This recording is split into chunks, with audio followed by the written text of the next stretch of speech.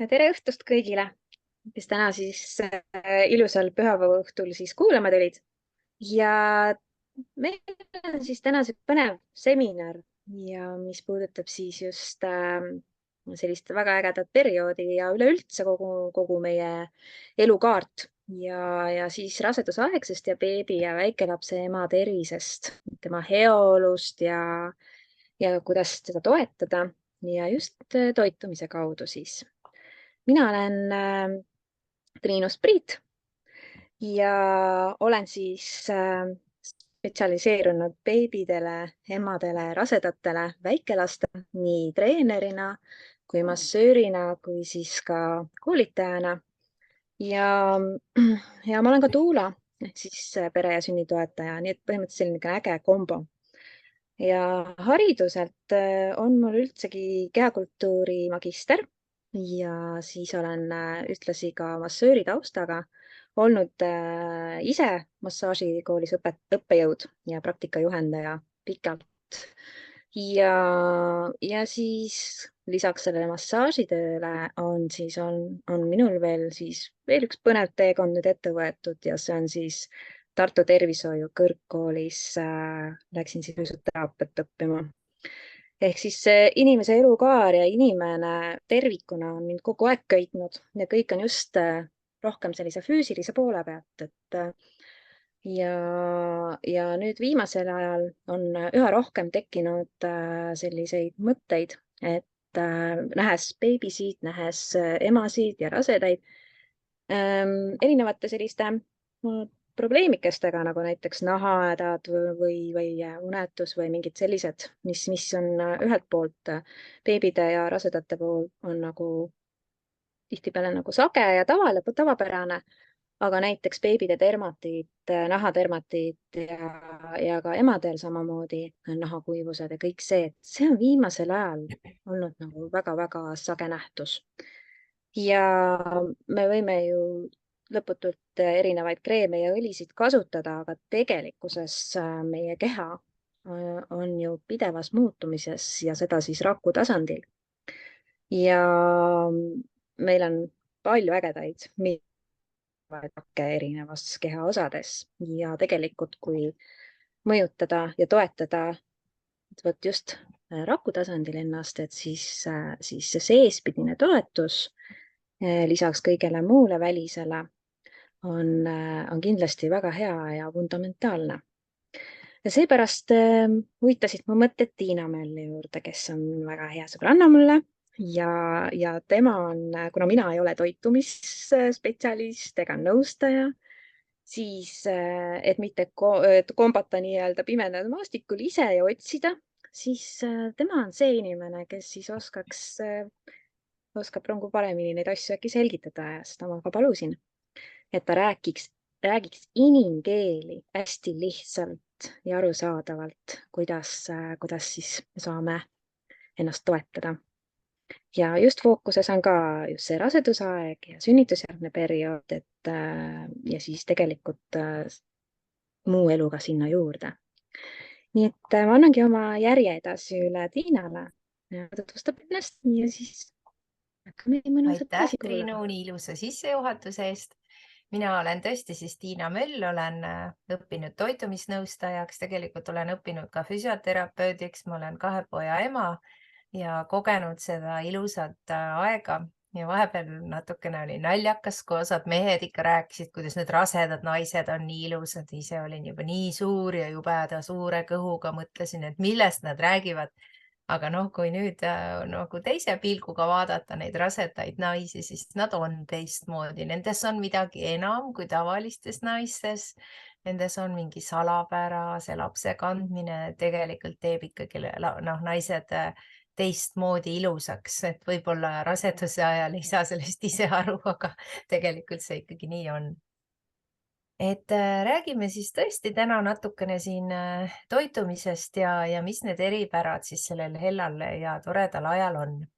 Aga tegelikult on meil siin veel ka Tanel Ermel, kes on väga suur spetsialist inimeste nõustamisel erinevatel toitumisküsimustes. Et äkki, Tanel, tahad sinagi ennast paari sõnaga tutvustada?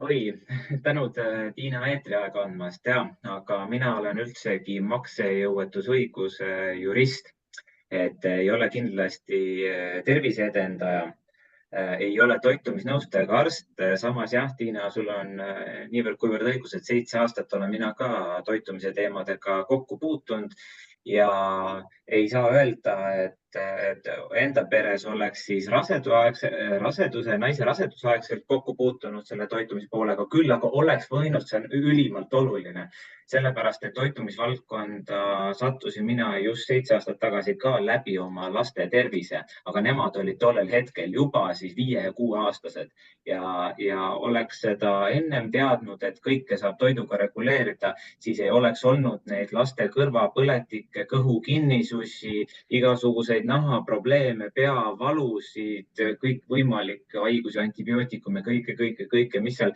5-6 aasta jooksul oli ja nüüd võin öelda, et ju ma midagi siin kodus õigesti teen, sellepärast et ise pole 7 aastat haige olnud, onju, ja ega naljalt üle 12 tunni keegi peres meil üldse haige ei ole, kaasa arvatud nohu eesin, onju. Ja selles mõttes jah, et kui miskit on, et loomulikult võin kaasa täna ka arutada siin nii-öelda külalislektorina. Ja väga tore, et kui Maailma Tervishoiuorganisatsioon on defineerinud tervise niiviisi, et tervis on täieliku füüsilise, vaimse ja sotsiaalse heaolu seisund, mitte ainult haiguse või nõtruse puudumine, siis tõesti see definitsioon on juba aastast 1946. Võiks ju küsida, et kas hakkab juba ajale jalgu jääma, aga näed, ei hakka, see on ammu paika pandud ja nii selle definitsiooniga on. Aga samas kui vaatame siin mõlemad ilusad pildid, et ma ei hakanud siia koledaid pilte nagu hirmutamiseks panema, et rasedatel loodetavasti ei ole väga suuri hirme, kui rasedus õigel ajal saabub. Et me kõik oleme harjunud hoolitsema oma hammaste eest, hommikul peseme, mina õhtul niiditan alati, siis ma pesen, siis ma mõnikord kasutan suuvett, mida me kõike teeme. Aga me oleme teadlikud lihtsalt sellest, et kui sa hambaid ei pese, mis siis juhtuda võib ja kõik tahavad ju head välja näha, eks ole. Aga samas, kui võtta nüüd lihtsalt veresooned, ülemine veresoon on siin selline terve veresoon, kus siis vereliblikesed liuglevad ja kõik toimib suurepäraselt. All on juba selline veresoonekene, kuhu on tekkinud väike pundumine ja kolmas joonis all hakkab juba tromb kogunema. Et milline on meie veri, milline on meie rakk, iga rakk, selline on ka meie keha lõppkokkuvõttes. Et kui nüüd Tanel vaatab siin seda kõrvalasja siin joonist, siis kohe nagu võtab muigama, et näed, kui autol on mingisugune õlilukk või kuidas seda siin täpselt nimetatakse, õlivorras on, näitab punast, siis kohe ju hakkad vaatama, et mis seal siis viga on ja tuleks autoremonti minna. Küll aga tervisega nii kriitiline tavaliselt ei ole inimestel. Et millest siis see tervis sõltub? Võib-olla Triinu, sa siin tahad ise natukene rääkida, millest see sõltub siis kõige rohkem? Tervise osas kõige olulisem on tegelikult minu meelest mõtlemine. Et kui me mõtleme enda päeva hästi ilusaks, siis sellisena ka ta tuleb. Kui ma aga olen selline natuke tusane, tujutsen pahas tujus, selg on küürus, olen sellise meelestatusega, siis on ka päeva algus vähemalt selline. Kui keegi vahepeal sulle otsa naeratab ja ütleb hea sõna, siis mõte ju muutub ja siis ka sinul on hoopis päeva palju-palju-palju parem. Sellepärast tegelikult mina ka kogu aeg naeratan, et kui ma ükskõik, mis tegelik seis võib-olla elus on või etapp on ja et siis töö juures ja igal pool mujal, kui ma kedagi näen, kes vastu tuleb, siis ma alati naeratan. Isegi kassa järjekorras. Nii et need müüjadki saavad väikse päikese. Ja minu jaoks on mõtlemisel üks kõige suuremaid rolle, sest oma töös ma näen seda, kui palju on just ka rasedatel, kui me võtame neid hirme maha, et ma selgitan lihtsalt asju lahti, mis nagu täpselt toimub, mis olukord see on või mis see ees ootab, et siis on kohe näha seda rahunemist ja see on hoopis teistsugune olemine, teistsugune nii-öelda vastuvõtt või selline. Ja teine oluline osa on loomulikult uni. Seda siis hästi tihti nagu seda teatakse, et magama peaks, aga väikeste laste kõrvalt me teame kõik, kes me oleme lapsevanemad, et tihtipeale sellest jääb nagu vajaka, aga seegi tuleks ka võtta nagu teadlikult ette, et nüüd tuleb minna magama. Et see uni on oluline, sest une ajal meie keha taastub ja see on nagu üks selliseid olulisi kohti. Ja liikumine, mis on see minu sihuke tugevam külg, mida ma alati nii emadele, rasedatele, kõigile räägin, ka beebidel on liikumine oluline, et see on oluline osa see meie igapäeva nii-öelda eksistentsist ja üldse. Seepärast, et kui me paigal oleksime lihtsalt ühe koha peal, siis meie keha ei saa seda vajalikku hapnikku, ta ei saa seda vajalikku liigesliikuvust, ta ei saa lihaspikkused, kõik lihast ei saa liikuda nii, nagu nad on loodud. Et seega me ei saa olla väga istuvalt ja kogu aeg ühe koha peal. Ja siis on väga oluline toitumise osa, millest siis Tiina räägib pärastpoole veel edasi. On ülioluline ikkagi meil ka see, milline on meie keskkond. Ja jällegi saan näiteid tuua oma tööst, et kui on keskkond selline hästi pingeline, hästi selline ühetaoline, siis ei olegi meil mingisugused uudsust, ei õpi midagi uut. Kui ma võtan näiteks beebide poole pealt, et kui tema kodune keskkond on ühetaoline, teda pannakse ainult ühte kohta, hoitakse ainult ühes kohas, siis ta ei saa uusi emotsioone ja uusi oskusi juurde. Aga kui teha tema elu kirevamaks ehk viia teda erinevatesse kohtadesse, asenditesse, keskkondadesse, siis ta õpib oluliselt palju rohkem. Ja ka meil on seda kõigil vaja täiskasvanutel, et mitte olla ainult ühes ruumis, ühes kohas, vaid me vajame ka sellist muud keskkonda. Ja mis on hästi naljakas, Triinu, ma veel tahan lisada, et tegelikult mis on ju hästi naljakas, geneetika, keskkond ja tervishoid on ainult 20, 20 ja 10%-ga. Tegelikult me ikkagi väga tihti tahame, et arstid meid teeks terveks, eks ole. Aga ma räägin siit edasi, millest see tervis sõltub. Noh, ongi nüüd meil sellised erinevad potsikud, et on, mis geenid sa oled saanud, kui vana sa oled, mis elu sa elad, mis toitu sa sööd. Ja niimoodi siis vaikselt tuleb ja siis on juba siin üks punane kastike tehtud, mis on haigus. Aga kui teadlikult me üldse sööme? Miks me sööme? Mida me sööme? Kas me sööme ainult sellepärast, et saada naudingut või oleme harjunud sööma niiviisi või on meil nälg või miks me sööme? Ma ei tea, mina ei ole kunagi mõelnud, et minu rakud on toitainete puuduses, ma söön täna hommikusööki sellepärast. Mina olen harjunud sööma igal hommikul, minu elus on jäänud võib-olla paar üksikut hommikut mingil põhjusel vahele. Mina söön alati hommikusööki ja toitumisnõustamisõppes on ka üks olulisemaid kriteeriumi on see, et iga inimene peab sööma vähemalt 3 korda päevas põhitöödu korda ja 2 vahepala. Ja need vahepalad võivad olla siis puuvili, õun, ma ei tea, peotäis pähkleid, mandleid, mingisugune juurikas. Et need ei pea olema suured, aga see tähendab seda, et inimene, kui on ülekaaluline, ta tegelikult peab hakkama kõigepealt sööma regulaarselt. Ja siis teine asi, et mida me sööme. Mina alati ikka vaatan neid säilitusaineid ja asju ka sealt pakendite pealt, aga jah, seda ma saan teha nüüd ikka siis, kui prillid on ees. Aga ikkagi ma arvan, et mina söön üsna teadlikult. Aga nüüd jõudsimegi selle viljakuse ja viljastamise juurde. Et fakt on see, et keskmine vanus sünnitajatel on tõusnud. Keda huvitab täpne statistika, siis Tervise Arengu Instituut TAI kodulehel on palju statistikat erinevate asjade kohta.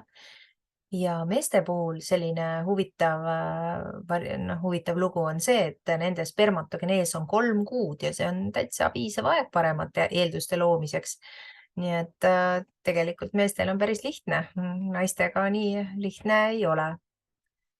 Ja mis on veel päris huvitav fakt on ka see, et raseda eluviis mõjutab tulevikus poisslapse viljakust.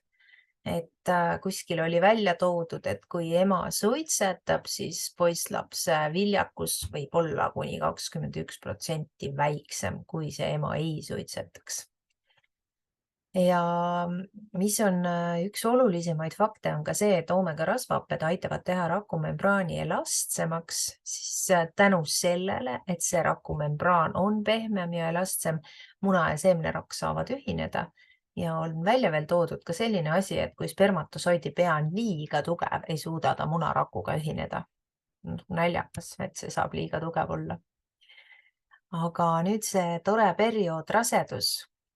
Ja on välja toodud, et raseduse ajal on oomega-3 rasvhapped eriti olulised, sellepärast et nad on rakumembraani osad ja kehas toodetakse erinevaid ühendeid, mis võitlevad siis põletiku vastu.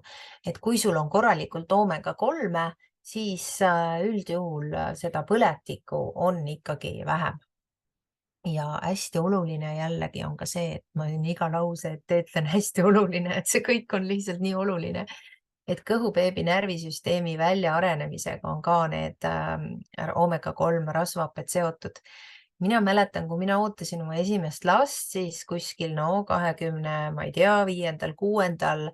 nädalal ma läksin ikkagi ostsin ühed oomega kapslid ja siis justkui sellepärast hakkasin võtma neid, et ma olin lugenud, et see oleks kasulik, aga ega ma päris täpselt aru ei saanud, miks ma neid võtan. Täna ma tean seda palju täpsemalt ja kui mul peaks olema veel võimalus elus korra rase olla, siis sellist olukorda ma enam ei tekitaks. Ja ma mäletan, kui mul sündis teine beebi, siis pärast seda juhtus juba enne sünnituse algust põhimõtteliselt juhtus selline asi, et minu oomega rasvhapped olid kõik otsa saanud. Mul oli mälukaotus, mitte päris nii, et ma ei teadnud, kus mu kodu on, aga selja keerasin, siis ma ikkagi ei mäletanud enam, mida ma nüüd tahtsin võtta. Et see võib olla ka seotud sellega, et organism on üles ehitatud, et ema mõtleks kõige rohkem oma beebi peale, ei hakkaks, ma ei tea, mis poliitikaid ja asju ajama, vaid keskenduks oma lapsele. Et see võib-olla on ka sellega seotud, aga ma arvan, minu puhul oli ikkagi sellega seotud, et mul oli oomega-3 rasvhappeid puudu. Veel on tähtis teada, et oomega-3 rasvhappete olemasolu ennetab enneaegset sünnitust. Paljud naised on ikkagi ju mures, et kas ma pean lõpuni vastu, mul on juba 30. nädal ja näed, juba ta tuleb, on ju. Et see on ka üks selline tore ennetuse võimalus. Ja lisaks on hästi hea teada, et ka beebi nägemise areng ja ka ema enda nägemine ikkagi sõltuvad sellest oomega-3 olemasolust. Ja on välja toodud ka seda, et hiljem lapse lugemisoskus, motoorika areng, ka need kõik on sellega seotud. Ja ilmselt kõik kuulajad, ma arvan, et võib-olla teavad, et kõige rohkem neid oomega-3-sid leidubki külmaveekalades, rasvastes kalades ja kalade kvaliteet on väga-väga oluline. Ja sel ajal, kui naine on rase ja hakkab imetama, siis loode areneb ja vajab DH-d. Ma ei hakka siin neid pikalt välja tooma, aga oomega-3 ühed rasvhapped on lühidalt siis EPA ja DH, mis on olulised näitajad ja iga oomega rasvhappete pealt saate lugeda, mis see sisaldus seal on. Ja siin ongi nüüd lause, et kui beebi ei saa toiduga neid rasvhappeid, siis ta võtab emalt. Kõik ei võta ära, ema ära ei tapa, aga kui nii palju kui saab, siis võtab. Ja siis ongi väga loogiline, et ema jääb miinusesse. Ja Eesti Tervise Arengu Instituudi soovitus on vähemalt 300 milligrammi DH-d päevas, aga meie siin soovitame ikkagi natuke rohkemgi. Ja tänapäeval öeldakse, et väikelapsed on püsimatud, nad ei oska enam üksi mängida. Ma ei tea, Triinu, sina oskad paremini kommenteerida. No see on väga palju on jällegi siin võib olla geneetilised eripärad ka, aga keskkond on kindlasti üks nendest asjadest, mis mõjutab. Et nii nagu ennegi sai mainitud, et ka see, milline kvaliteet kui laps eostatakse, et mis kvaliteediga teda eostatakse, et see on ka, mängib rolli. Nii et aga üha enam ikkagi rohkem tuleb ikkagi seda geneetilist poolt ka. Seda Just. on, see tuleb ka sellest, et seda rohkem uuritakse tänu sellele ka muidugi. Ja Aga ka keskendumisvõime keskkond, vähenemist seostatakse ka sellega, et keha ei ole tasakaalus. Igasugused aktiivsus, tähelepanuhäireid esineb rohkem kui varem, aga ka võib-olla uuritakse rohkem, aga noh, ka tavaklassides on väga palju selliseid erivajadusega lapsi ja lapsi, kellel on kõneraskused ja nagu enne oli mainitud ka, siis dermatiit ja allergiad on väga sagedased sõbrad meil.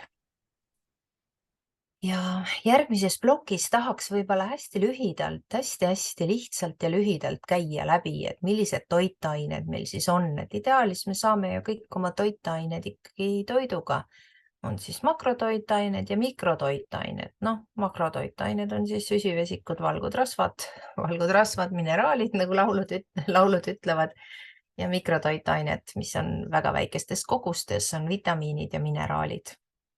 Ja siin on nüüd selline lihtsam loogika veel pildina välja toodud, et milline võiks olla meie taldriku reegel, et pool taldrikust võiks olla kaetud erinevat värvi juurviljadega, juurviljadega ja veerand osa võiks olla siis valku, kas kala, liha, juustu, mune ja siis teine veerand osa võiks olla siis kas teravilja või sellist süsivesikurikast. All on välja toodud ka selline Vahemere dieet, mida peetakse väga oluliseks. Ja siin on, ma ütleks ka, et kuldkohal on ikkagi erinevat värvi siin. Puuviljad, juurviljad, teraviljad ja mis kõige olulisem, iga päev tuleb olla füüsiliselt aktiivne, siin on näha tantsu, üksteisega lobisemist, vanapaar jalutab, lapsed mängivad jalgpalli. Alati, kui ma välismaal käin, ma märkan seda kõige alumist osa. Kui sa lähed Eestis tänavale, tänavad on tühjad, vanainimesed elavad kuskil taludes, metsas sees, mehed on ära surnud, naised muutuvad, ma ei tea, teinekord selliseks üksikuks ja morbiidseks. Lähed Hispaaniasse, vanamehed istuvad seal pargis, mängivad malet, võib-olla joovad mingit jooki ja lobisevad. Neil on olemas selline see sotsiaalsus, täpselt see, mis meil külmad eestlased nagu oleme, vahel puudu jääb.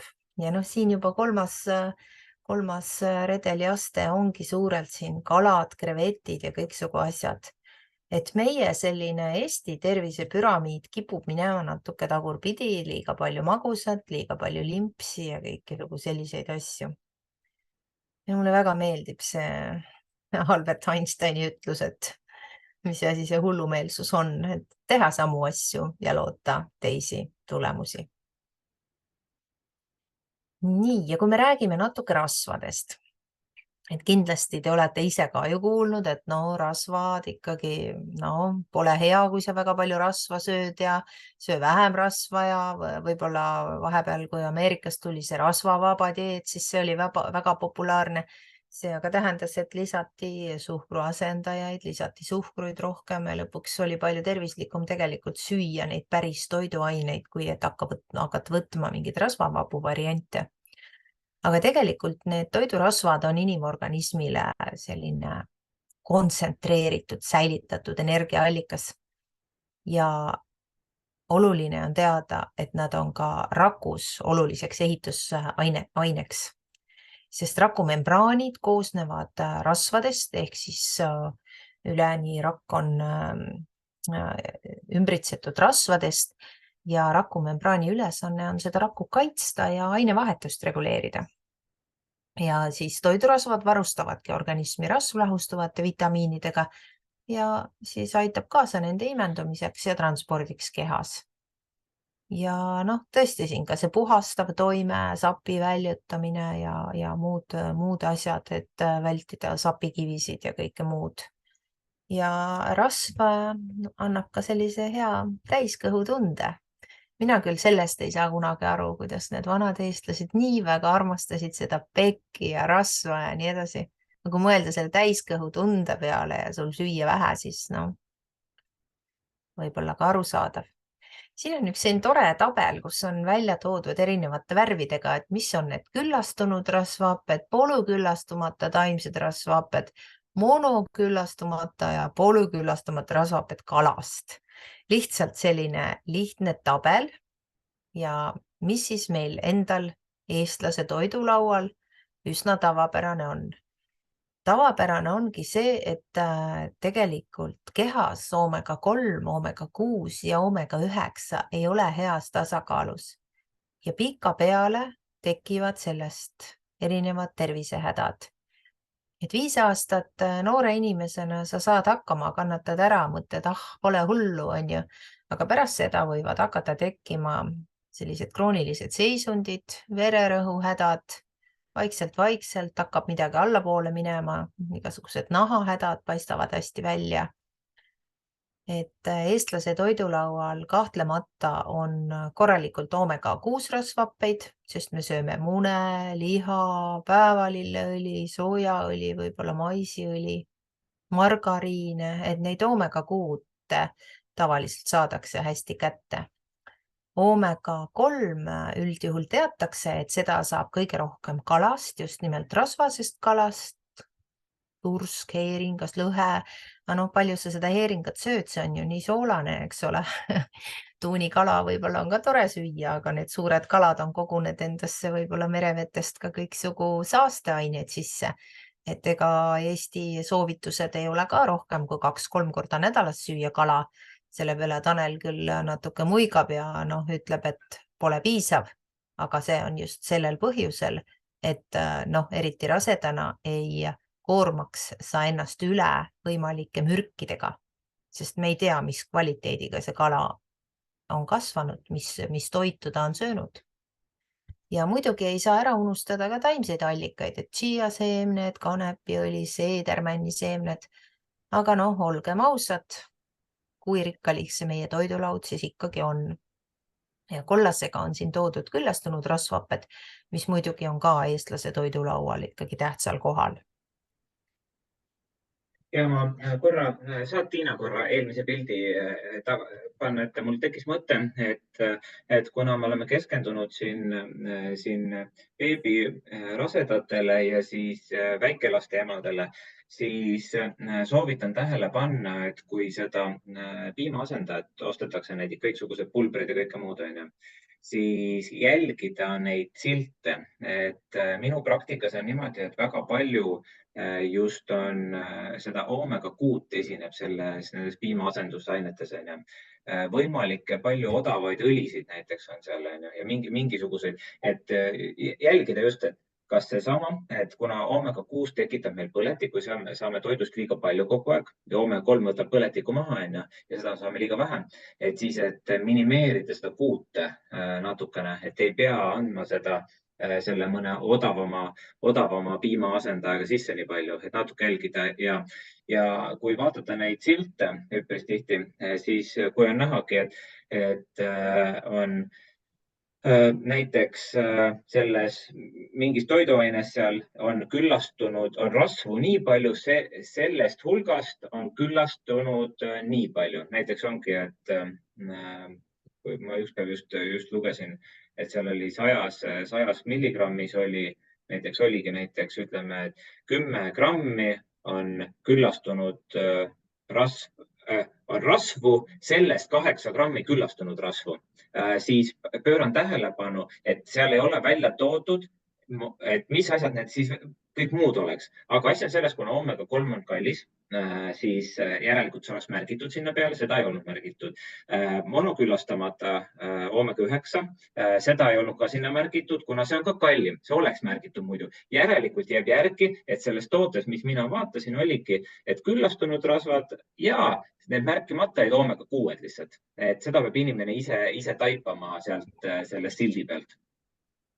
Ja kala söömisest, sul on õigus. Mis teadusuuringud näitavad, 2,5 kilo merekala nädalas peaks täiskasvanu sööma, siis ta saab tasakaalunast. Aga mis need raskemetallid teevad ja kõik muud, siin ja rasedad tõesti ei saa neid süüa. Nii.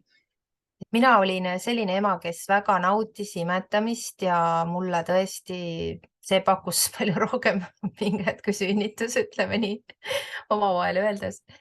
Aga ma olen oma sõbrannade seas näinud neid, kes ütlesid, et nad võiksid iga kuu sünnitada, aga jumala eest, et nad ei peaks imetama. Inimesed on nii erinevad ja võib-olla osad ka sellisest mugavusest väga ei viitsi imetada, sellepärast et see võtab aega ja võib-olla ei ole nii hea, eks ole, neile. Mina julgustan küll kõiki, et vähemalt see aastakene siis ära nautida või kuidas kellelgi, eks ole, et sest laps saab nii palju väärt toiduaineid just selle imetamise kaudu. Ja nüüd ongi selline joonis, kus on näha, et kui sul on oomega-3 liiga vähe ja oomega-6 liiga palju, siis keha läheb paigast ära, võivad tekkida liigese, lihasvalud, organid on väiksema töövõimega, naha elastsus väheneb, kortsud tulevad kiiremini, südametalitlus aeglustub, juuksed ei ole enam väga ilusad, mis see aju veel teeb, kõik see võib natukene nagu häiruda. Ja nüüd on selline hästi lihtsustatud raku ainevahetuse mudel ka, et kui vasakul pool on toodud välja rakk, mille membraan on kõva ja jäik, siis tema talitlusvõime on vähenenud. Paremal pool on ilus roheline joonis, kus toitained pääsevad kergesti sisse ja jääkained pääsevad kergesti välja. Et mina olen ka tegelikult eluaeg olnud selline, kes oma teadlikus elus väga ravimeid võimalusel ei kasuta. Küll aga lapsena oli mul kogu aeg bronhiit, mul oli kogu aeg köha, mul pärast lõigati ära need mandlid, sest tegelikult ma ikkagi kogu aeg sain neid antibiootikume. Et vanasti see ravimine oli ka natuke teistmoodi. Aga väga hea, kui su rakumembraan on elastne, et lisaks see, et sa saad toitained ja rakku, saad ka sealt jääkained välja, et elu jooksul ju ikkagi koguneb. Siis on siin veel välja toodud, et omega-6 ja 3 rasvhapete vahekord peaks olema 3:1, öeldakse ka 2:1 või 3:1, mõlemad oleks head. Ja mis siis on tulemus? Kui inimene on, hea küll, kunagi loodud 1:1, siis on biokeemia niiviisi loodud, aga kahjuks jah, tänapäeva lääne toit annab tihti selle näpuotsa vere tulemusena 15:1 või 20:1 isegi. Ja väga suur osakaal on suremuse põhjuseks südame-veresoonkonna haigused ja erinevad põletikulised seisundid ja ka vähid kahjuks. Et siin on võimalus kõike neid ennetada. Ja siin on võib-olla sellised tasakaalust väljas ja hiljem tasakaalus tabelid, et on selline Norra labor nagu Vitas, kus saab teha näpuotsa või kodus saad teha omal näpuotsa testi ja kuivveretesti, saata selle Norra ja hiljem siis selle koodi järgi anonüümselt saad vaadata, mis on sinu rasvhapete tasakaalu seis. Ma lähen siit kiiresti edasi ja siin ongi siis välja toodud, kes kõik selle Vitas aktsiaseltsi ametlikud partnerid on, et nii Stanfordi ülikool, Harvardi ülikool, Cambridge, King's College Londonist ja nii edasi, et see loetelu on päris pikk ja partner on usaldusväärne. Aga jõuame jällegi selleni, et tasakaalust väljas ja põletikku soodustav keskkond kehas viib varem või hiljem haigusteni. Et see emaduse periood ei ole väga pikk, aga ta tõesti on väga kurnav. Ma mäletan isegi, et ma ostsin koju ühe sellise toreda põrkepalli ja siis ma öösiti õõtsutasin ennast selle peale, aga ma jäin vahel ka ise magama, ega see ei olnudki nii ohutu. Mõtlesin, kuidas me seal palli peal koos hüppame. Siis ostsin kiiktooli, aga see lapsele ei meeldinud, nii et see unetus on tegelikult väga-väga raske seisund, kui see pikka aega kestab. Aga erinevad liigesepõletikud, siin on veel kord välja toodud psoriaas, dermatiit, nahapõletik, kõrge vererõhk, Alzheimer, igasugused ainevahetuse häired, ka viljakuse probleemid. Et see kõik on võimalik tegelikult ära hoida lihtsa asjaga. ja noh, kuidas siis oma see keha seisund viia selliseks, et ei ole põletikku soodustav. Noh, siin on öeldud 120 päevaga sellel põhjusel, et punaverelible elu kestabki siis 4 kuud ehk siis 120 päeva. Ehk 4 kuu pärast oleme me peaaegu nagu uued. Ja siis võib-olla siin lõpupoole tutvustame siis lihtsalt paari sellist võimalust enda tasakaalu viimiseks. Esimene kõige parem tasakaalu viia on balance õli, mis siis sisaldab väikestest merekaladest pressitud kalaõli, mis kalaksed on kasvanud Norras ja sinna on juurde pandud siis Norras või Hispaanias kasvatatud väga head oliiviõli ja tehtud selline kombinatsioon, mis on nagu looduslikuna justkui loodusliku säilitusainega. Ja siis on välja toodud siin veel ka need rasvhappete sisaldus. See kalaõli sisaldab ka D3 vitamiini ja manustatakse siis 0,15 milliliitrit 1 kehakilogrammi kohta või siis kes kapslitena tahab võtta, siis 1 kapsel 30 kilogrammi kohta. Ja tore on see, et see firma on teinud väga erinevaid häid maitseid, apelsin, sidrun, greip ja veel erinevaid variante juurde. Ja minul paar inimest on öelnud, et need maitsed on tõesti nii head, et ei pea isegi vett peale jooma. Ja see omega toime on siis selline, et need oliiviõli polüfenoolid aitavad 35 tundi kehas hoida selle stabiilsena, selle kalaõli, mis on väga-väga oluline. Siis paari sõnaga räägiks ka sellisest toitainete kompleksist, looduslikust kompleksist, mille nimi on siis Extend. Ja kui vaadata nüüd seda nimekirja kõikidest nendest vitamiinidest, mis ühte kompleksi on pandud ja mineraalidest, siis see on muljetavaldav. Ja see pole lihtsalt muljetavaldav, vaid see on mitmete doktorite, professorite elutöö ja on tõestatud, et see tõepoolest väga-väga hästi toimib. Ja muidugi võib ka iga päev süüa väga palju kõiki neid toiduaineid, et saada kõik kätte, mis vajalik. Aga kui vaatad kas või oma seda toidulauda, siis tegelikult avastad, et oled ikkagi kinni jäänud ja päris selline alati see toidulaud ei ole. Ja mis on hästi oluline selle Extendi puhul veel, et kõik need fütotoitained on taimset päritolu ja looduslike tervistatavad omadustega. Et seal on nii kurkumi ekstrakti, vetika ekstrakti, karotenoide, luteiini, tomati ekstrakti, kolla, rohelise tee ekstrakti, oliivi ekstrakti, õuna ekstrakti ja erinevad veel ka beta-glükaanid, et see on väga võimas kompleks. Siis üks toodetest on veel prebiootikum, mis on nii-öelda toiduks siis nii-öelda probiootikumile ja võib-olla Tanel räägib sellest paari sõnaga. Ja, et kui kõik inimesed teavad, et kiudained on väga olulised, ehk siis mida me ikka lastele räägime, palun söö porgandit, kiiduporgandit, kapsast, kõike juurikaid, mida lapsed tavaliselt teevad selle peale, ei soovi, ei taha, mis iganes, onju. Aga kuskohast need kiudained siis saada? Asi on selles, et meil on probiootikumid, see on ilusti see pilt ka näha sul, Tiina, onju. Et näiteks käärsool on 3 osas, et kui keskmise eestlase toidulaud ja laste samamoodi, et on, siis need probiootikumid elavad selle käärsoole esimeses osas, mis on kollane seal pildi peal, onju. Sellepärast, et nad peaks olema heade bakteritega täidetud kuni lõpuni veel käärsooles.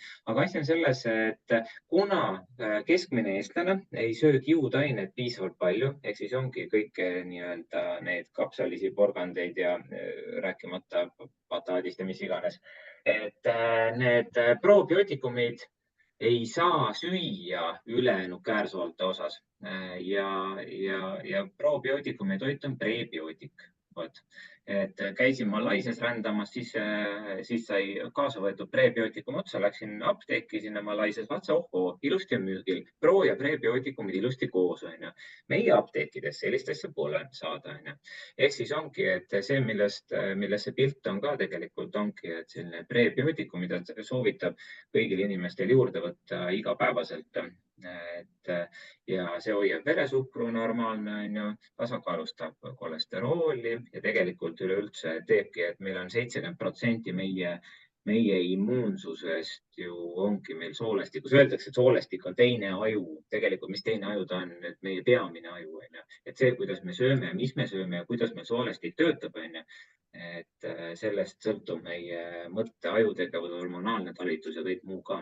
Et põhimõtteliselt midagi taolist. Ja kui sa tahad, et sul oleks oma hea immuunsus ja tervis oleks vastupidav, siis tegelikult peaks igapäevaselt olema terviklik lahendus. Ja väga hea valik on, kui sa toetad ennast õliga, mis tagab sulle toitainete imendumise, neutraliseerib põletiku, nagu rääkisime, rakumembraani teeb läbilaskvaks. Kui sa veel võtad juurde ka sellist terviklikku ja töötava toitainete kompleksi, näiteks selle beta-glükaani kompleksi ning võtad veel juurde ka neid kiudaineid, siis saadki ikkagi hea tervise ja ei pea muretsema enda ja oma lähedaste pärast.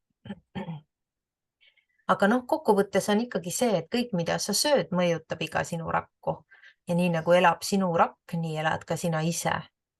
Ja et toitumise abil saada oma rakkude rasvhapped tasakaalu, siis tuleks valida niimoodi, et sa sööd vähem küllastunud rasva, sealhulgas suhkrut, vähem omega-6 taimeõlisid ja liha, rohkem omega-3 loomsest allikast, ehk siis eelkõige rasvast kala või siis sellist, ma ei tea, rohumaveise liha natuke teinekord. Ja valid rohkem antioksüdante ja polüfenoole, mis võib-olla läks natuke juba siin keeruliseks, aga värsket kraami ühe sõnaga. Ja ega mis siin ikka küsida söögist või toidulisanditest, kus see tasakaal tuleb, et kui su toidulaud on väga rikkalik ja järgid sellist Vahemere dieeti, võib-olla saad ka toidust kõik kätte, aga arvestades Eesti küllaltki vaest kliimat ja kõike muud, siis need juurviljad ja kõik tulevad kaugelt, tihti on pritsitud ja ei ole päris nii piisav meil see kõik lugu. Võib-olla Tanel, sina tahad midagi juurde veel lisada? Ja pani mitu asja mõtlema. Üks asi on korra, kõik inimesed ei ole toitumistaustaga, kes seda videot ka pärast vaatavad, et mis oli minule endale üllatus tollel ajal, et kui räägime ka Vahemere dieedist üleüldse, et siis ingliskeelsest sõnast diet, see on mõeldud toitumine, et Vahemere toitumine, et kui inimesed, mõni ehmatab ära, et mis dieet sinna-tänna, et dieeti mõeldakse keskmine eestlane mõtleb, et dieet on see, et kui ma lükkan mingid toitained omal seal menüüst välja, et see on nüüd dieet. Aga Vahemere diet, see on mõeldud Vahemere toitumine, et võimalikult palju. Ja mis ma hakkasin mõtlema selle peale, et Tiina, aga omega-3 müüakse ju, see on enim müüdud toidulisand, et saad korra veel öelda, et aga omega-3 ei tööta iseenesest. Ta pelgalt ei tööta, see on üks enam levinumaid väärarusaamu, et inimesed võtavad omega-3 ja see kõik toimib. Et kuidas või miks ta ei toimi, see tavaline omega-3 lihtsalt?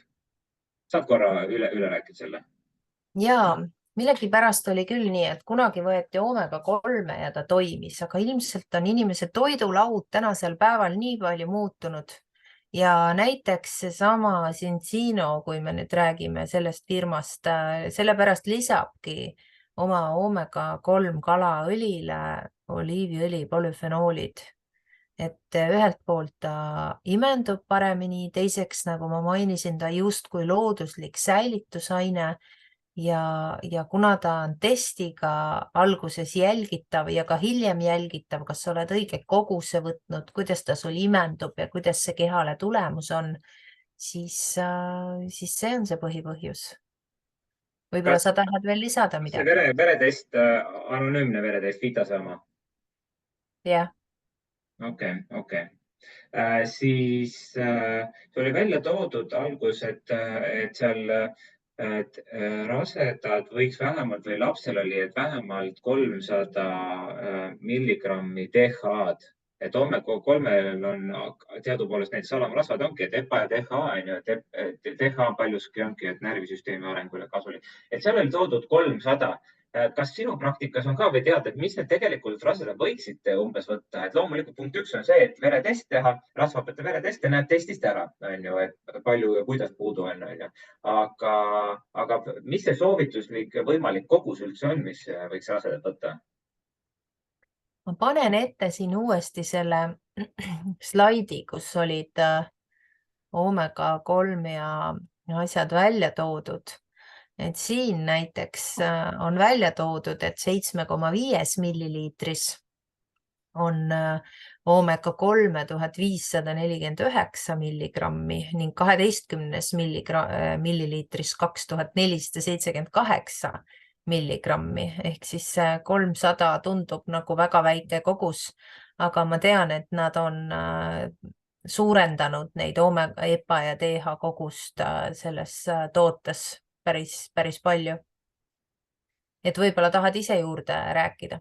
Ja mõtlengi, et lihtsalt minu praktika on see, et kui ma olen vereteste teinud, siis rasedad võtavad, ongi, et kui 0,15 milliliitrit 1 kilogrammi kohta võiks keskmine inimene võtta ja lastel on see hoopis 0,20 milligrammi, alla 10-aastate 0,20 milligrammi 1 kilogrammi kohta.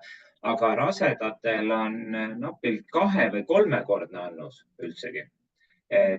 Ja kui teste teha, siis et rasedatel läheks ilusti, et 3-1 ilusti paika, omega-6-3 tasakaal, et siis on peaaegu või 3-kordne annus, 2-kordne niikuinii ja 3-kordne annus on. Ja siis ma mõtlengi, et hästi huvitav on, kus need normid on toodud, et teadupoolest rase kala ei söö juurde, sellepärast, et seal on mürkaine pluss listeeria ja kõik muu on, siis apteegist mingi omega-3 võtta, et kuna seal on ainukene antioksüdant, heal juhul on sees E-vitamiin, tokoferool, ja see on üpris tihti ka sünteetiline, siis see ka ei toimi, et mismoodi tegelikult üleüldse üks keskmine rase tegelikult imetav ema ennast paika saab nende tavaliste õlidega või mingi tavaliste kapslitega, need peab võtma enam-vähem mingi peotäis enam-vähem sisse.